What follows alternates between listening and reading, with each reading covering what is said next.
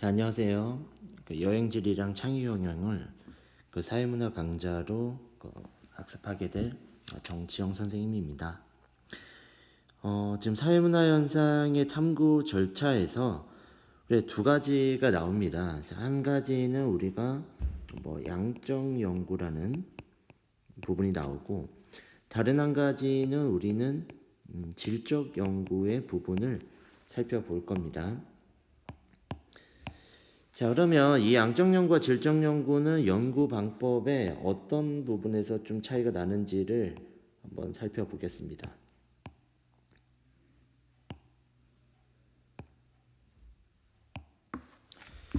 자, 지금 일단 양적 연구에서 가장 중요한 거는 여러분들이 나중에 이제 논문을 쓰거나 아니면 세미나에서 어떤 레포트를 제출하거나 할 때, 연구를 할 때 가장 중요한 부분이 양적 연구, 질적 연구를 사실 둘 다 적용할 필요가 있습니다. 특히나 시간이 너무 많이 소요되는 연구가 될 경우에 질적 연구를 실제로 적용하기가 사실 쉽지 않습니다. 그래서 양적 연구를 사회학에서도 많이 적용을 하는데, 실제로 보면 양적 연구의 탐구 절차 1번에서 보면 우리가 제일 중요한 거, 제일 먼저 해야 될 게 문제 인식입니다. 당연한 게 과학에서도 내가 왜 이걸 연구해야 되는지가 가장 중요한 거예요. 저도 이걸 가지고 제 연구 사례 가지고 여기 부분에서는 좀 설명을 많이 하게 되는데, 2년간의 석사 논문을 쓸 때 첫 6개월은 계속적으로 어떤 거를 내가 연구를 해야 되지를 한참을 생각을 했어요. 근데 선뜻 떠오르지가 않습니다. 왜 그러냐면 과거에서부터 저보다 지금 먼저 연구한 사람들이 너무 많기 때문에 대부분 많은 연구들을 해왔어요. 그래서 새로운 연구를 찾아야 되는데 그런 것들이 너무 쉽지 않았던 것이 제 기억으로 남습니다. 그러면 연구 문제 인식이 가장 중요합니다. 자, 그럼 내가 1번이에요. 이게 나 연구 인식, 문제 인식을 가장 먼저 해야 돼. 그럼 이제 인식을 했으니까 어떻게 할까라고 생각을 한다면, 자, 쭉 내려오면 이런 부분이 나옵니다. 가설을 설정하게 돼요. 가설을 설정. 저 같은 경우는 어떤 가설 설정을 했냐면, 지하철을 사람들이 탈 때 내리는 역과 타는 역, 그러니까 타는 것과 내리는 역을 조사를 계속적으로 통계적으로 한다면 사람들이 자주 가는 장소나 공간이 나오지 않을까? 그럼 자주 가는 공간은 당연히 도시에서 도심일 거고, 또 부도심일 거고, 그리고 주거지가 되는 교통의 중심지가 되지 않을까, 이렇게 생각을 했습니다. 그게 가설이겠죠. 그래서 그런 도심이나 부도심이 2000년에서 2005년 사이에 변화되지 않을까, 이런 생각을 하고 연구를 임했어요. 그럼 무슨 말이냐면 인식을 한 거죠. 강남이라는 부도심이 2000년 이후부터 계속적으로 성장하지 않을까에 대한 생각을 하고 있었던 거예요. 우리나라는 아직까지는 도심을 중심으로 도시가 성장이 돼 있지만 100대 기업의 본사라든가, 근데 지금 강남을 중심으로 하는 부도심의 성장이 빠르단 말이죠. 그럼 이 빠른 성장을 지켜보자 해서 5년간을 지켜봤습니다. 그래서 문제를 저는 인식을 했고 가설을 설정했죠. 그래서 부도심의 강남 성장이 그 이전 2000년 이전보다 높을 것이다.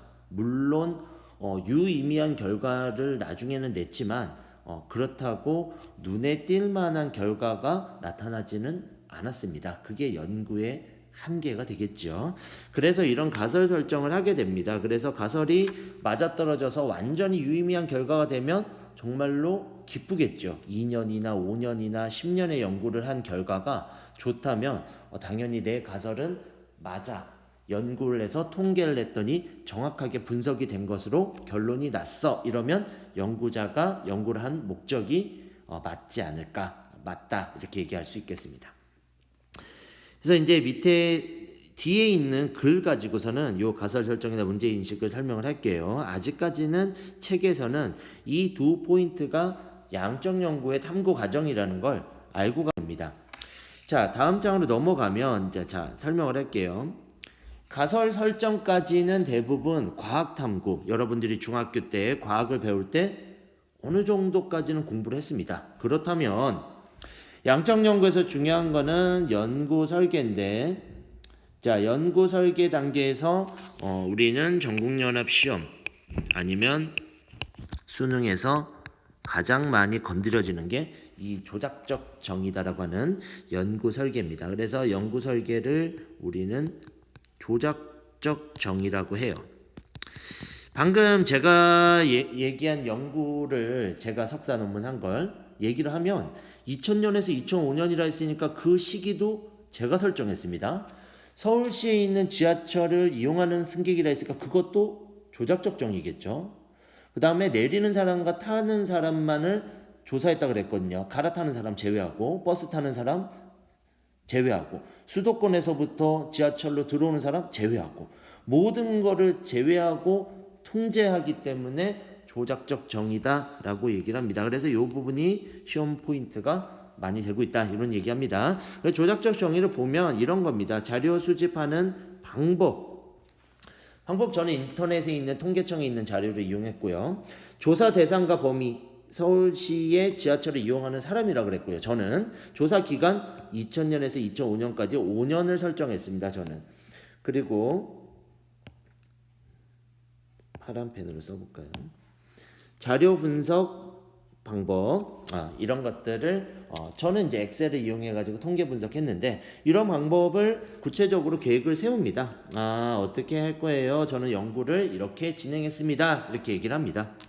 그래서 양적 연구는 주로 질문지법이나 실험법을 선택한다 이렇게 얘기했는데 저 같은 경우는 실험법보다는 질문지법을 이용하고 통계 분석을 했습니다. 그래서 왜 시간을 좀 단축하기 위해서 너무 많은 통계 자료이기 때문에 이런 것들을 선택합니다.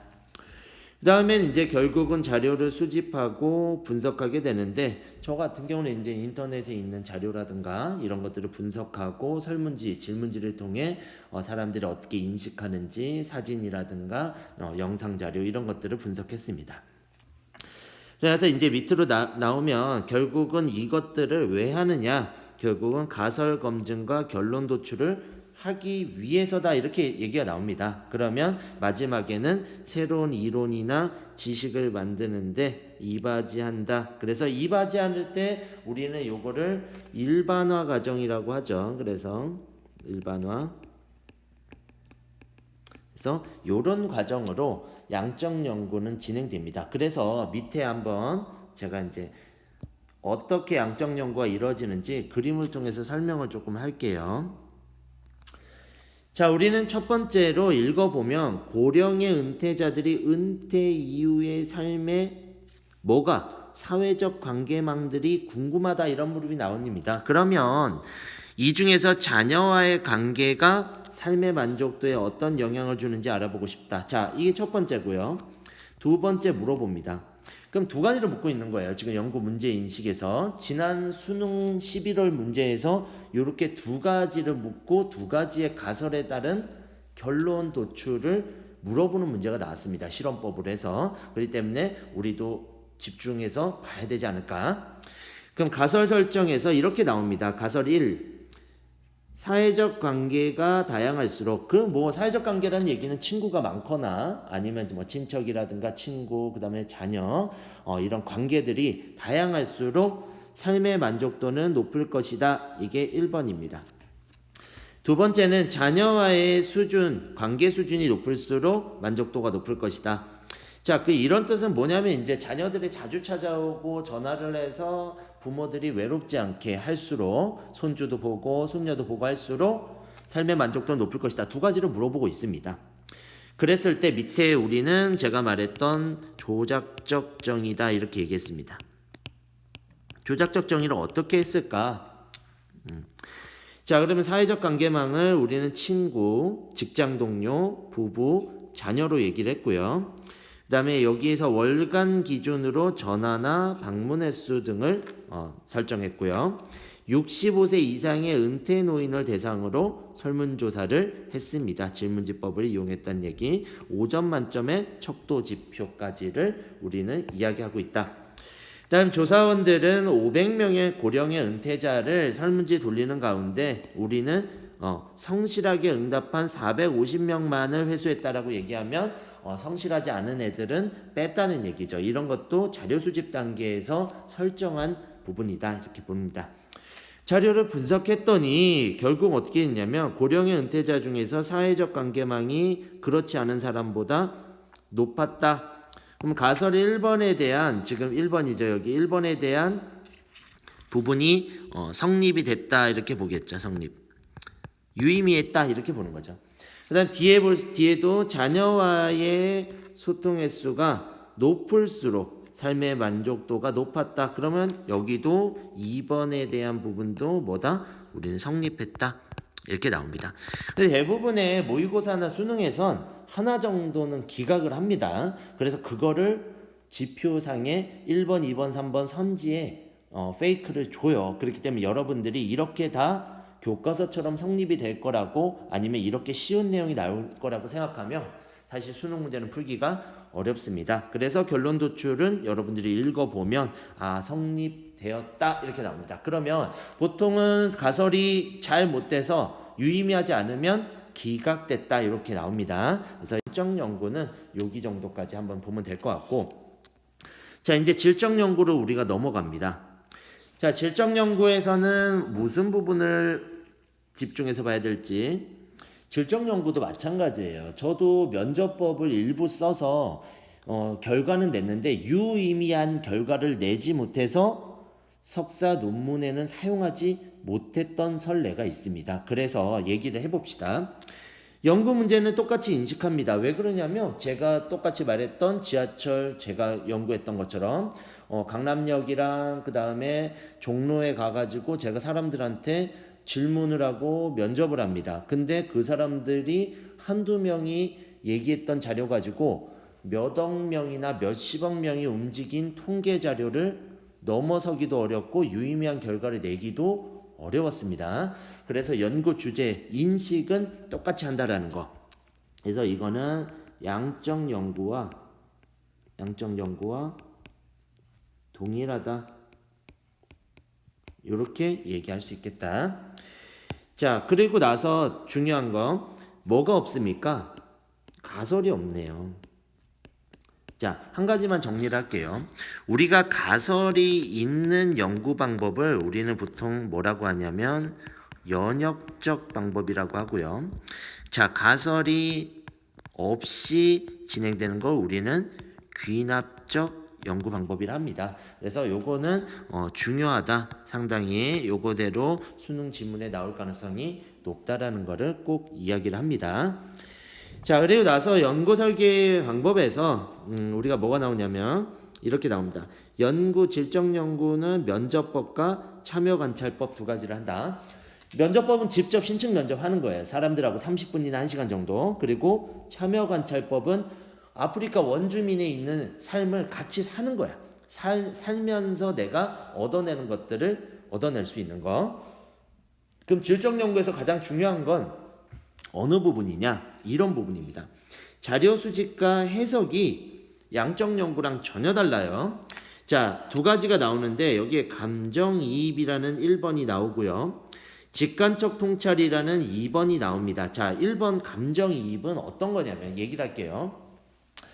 자, 여러분들이 제가 상담을 합니다. 만약에 이제 사회문화에 대해서 아니면 2학년, 작년에 2학년, 여기 작년 2학년이나 1학년 학생하고 제가 대화를 하겠죠. 면접을. 그럼 면접을 해서 심층 면접을 통해서 뭐가 어렵니? 어떤 과목이나 어떤 공부를 할 때 아니면 어떤 진로에 대해서 어떤 생각을 하고 있니를 상담을 하고 얘기를 합니다.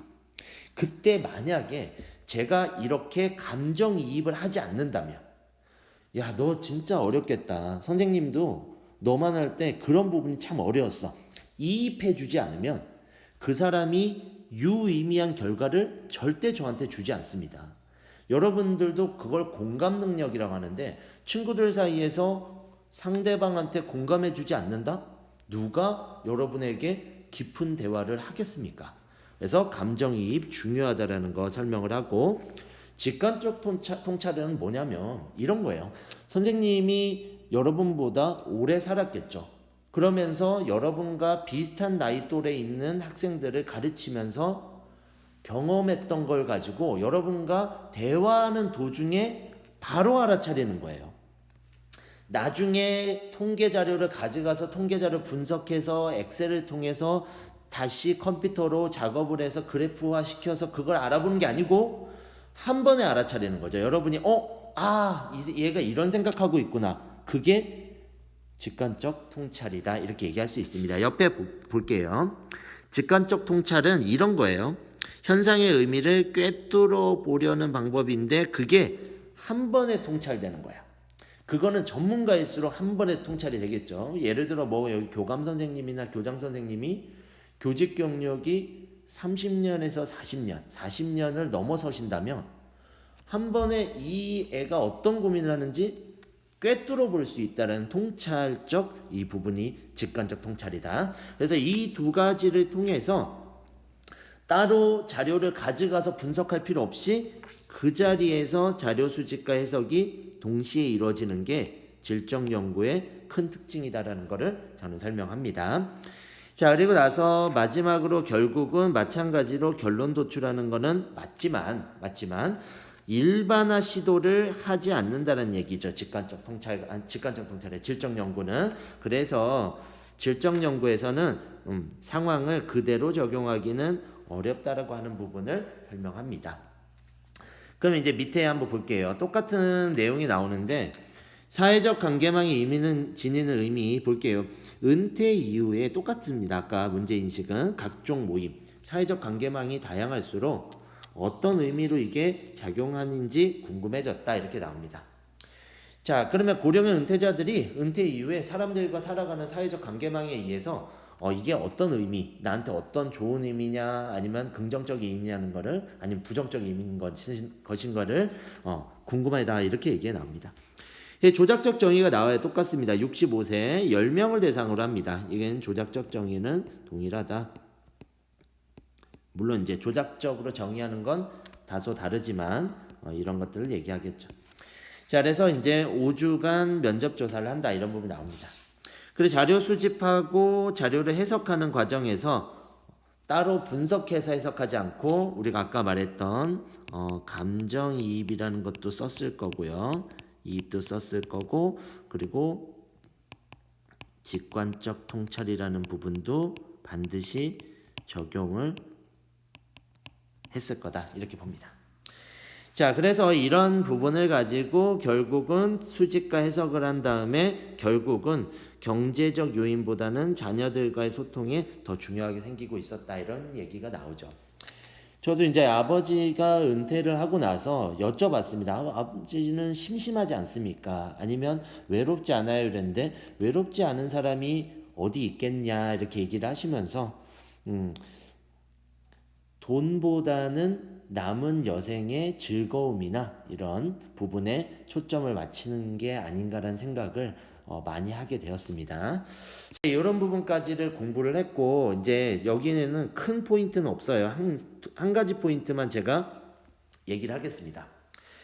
제가 연구를 할 때 가치 중립이라고 얘기를 하죠. 가치 개입과 중립의 문제. 이게 정말 중요한데 이거를 지켜낼 수 있는가 없는가는 자신의 연구 윤리라든가 자신이 이 연구에 대해서 떳떳하게 연구 결과를 낼 수 있는 이런 부분이 필요한데 이것들을 속이는 사람의 연구자들이 정말 많은 게 현실입니다. 실제로. 근데 그래서 지금 빨간색으로 되어 있는 이 세 가지를 지켜야 되는데 이 세 가지를 지키는 게 가장 어렵기 때문에 이 과정 세 가지에서는 뭐를 지켜야 된다? 우리가 가치 중립을 반드시 지켜나가야 된다는 걸 우리는 얘기를 하고 있습니다.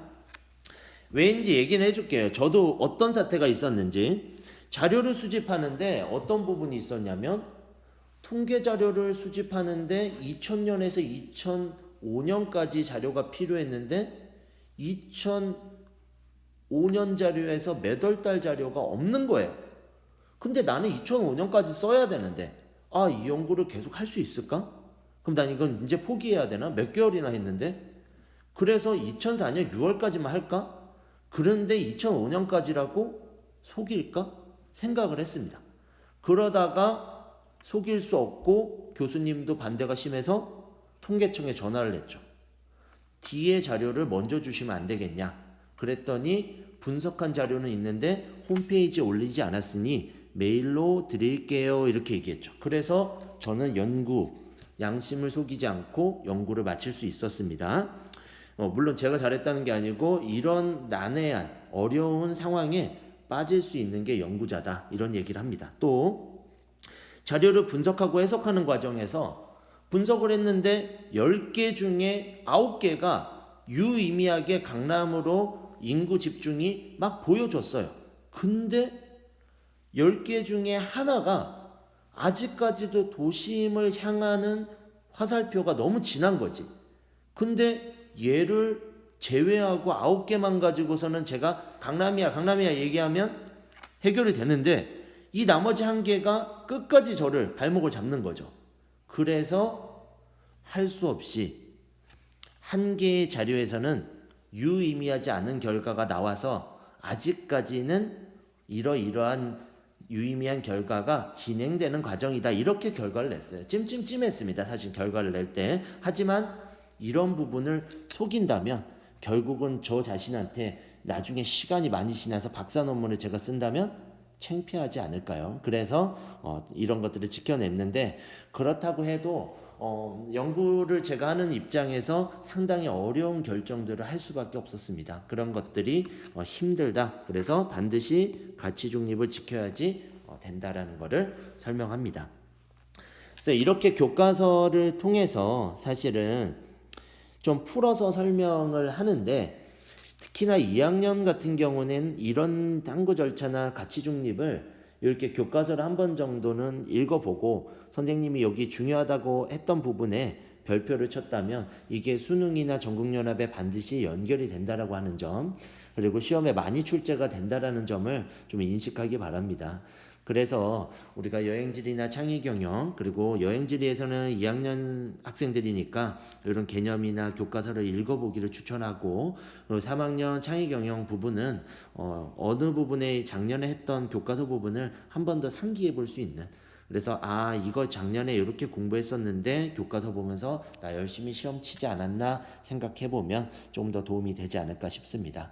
그래서 일단 교과서로 나가는 이유는 교과서가 진도가 좀 빠르게 나갈 수 있는 부분, 그리고 수능 특강을 제가 강의를 올려주고 있지만 EBS로 그 부분이 길어요. 아무래도 특강 강의다 보니까 문제 다 풀어주고 하다 보니까. 근데 문제 푸는 강의를 제가 최대한 빼면서 앞으로 전진은 하고 있지만 사회문화 내용이 상당히 많습니다. 그렇기 때문에 온라인 계약 중에 제가 최대한 할 수 있는 부분을 하고, 그리고 온라인 계약이 끝나고 난 다음에도 제가 올릴 수 있는 영상이 있다면 그걸 가지고 좀 피드백을 같이 할 수 있는, 학교 수업과 연결을 할 수 있는 걸로 좀 해보도록 하겠습니다.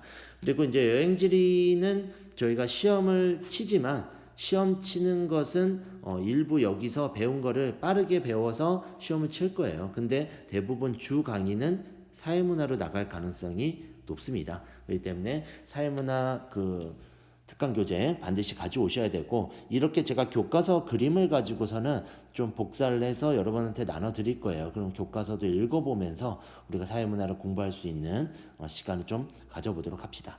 창의경영 하는 사람들은 교과서를 볼 시간은 이제 없고요. 지금 이제 제가 올려주는 영상들에서 조금 포인트 잡을 부분, 그리고 아무래도 계약을 하고 나서 제가 혹시나 이렇게 교과서를 정리할 수 있는 시간들이 계속적으로 허락이 된다면 이 영상을 보면서 여러분들이 조금 맞춰서 상기를 해 나가면 되지 않을까.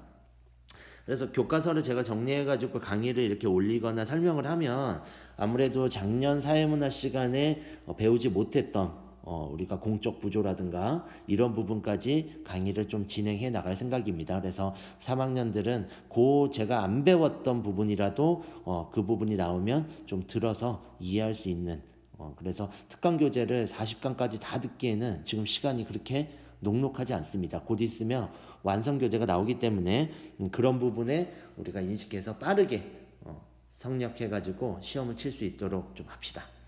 여기까지 마치겠습니다.